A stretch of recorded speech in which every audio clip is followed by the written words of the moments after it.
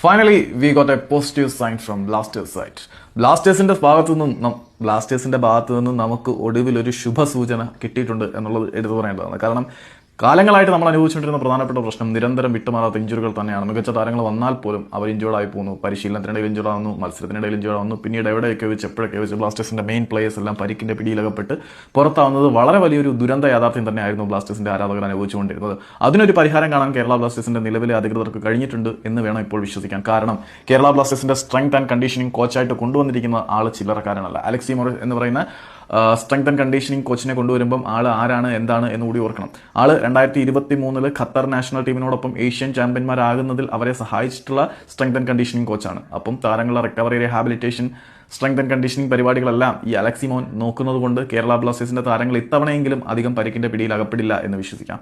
ഏതായാലും ബ്ലാസ്റ്റേഴ്സിന്റെ സൈഡിലേക്ക് ഒരു എലീറ്റ് പ്രൊഫൈൽ വരുന്നുണ്ട് എന്നതിൽ നമുക്ക് സന്തോഷിക്കാം. എല്ലായ്പ്പോഴും ബിലോ ആവറേജ് സാധനങ്ങൾ മാത്രം എക്സ്പീരിയൻസ് ചെയ്തിരുന്ന നമുക്ക് ഒരു elite category strength and conditioning coach വരുമ്പോൾ വരാൻ പോകുന്ന സീസണിൽ നമ്മൾ എല്ലായ്പ്പോഴും തലക്കെട്ടിട്ട് പറയുന്ന ആ മുറിവേറ്റ കൊമ്പൻ ഇനി ഉണ്ടായിരിക്കില്ല എന്ന് പ്രതീക്ഷിക്കാം. തലയുയർത്തി പിടിക്കാൻ പരിക്കില്ലാതെ കഴിയും, പിന്നെ കപ്പെടുക്കാൻ പറ്റുമോ എന്ന് നമുക്ക് ബാക്കിയുള്ള ഘടകങ്ങളും കൂടി നോക്കിയിട്ടേ പറയാൻ പറ്റത്തുള്ളൂ. ഏതായാലും സ്ട്രെങ്ത് ആൻഡ് കണ്ടീഷനിങ് കോച്ചായിട്ട് ആൾ വന്നതോട് കൂടിയിട്ട് പരിക്കിന്റെ പിടിയിൽ കുമ്പന്മാർ അകപ്പെടുന്നത് താരതമ്യേന അടുത്ത സീസണിൽ കുറയും എന്ന് വേണം വിശ്വസിക്കാൻ.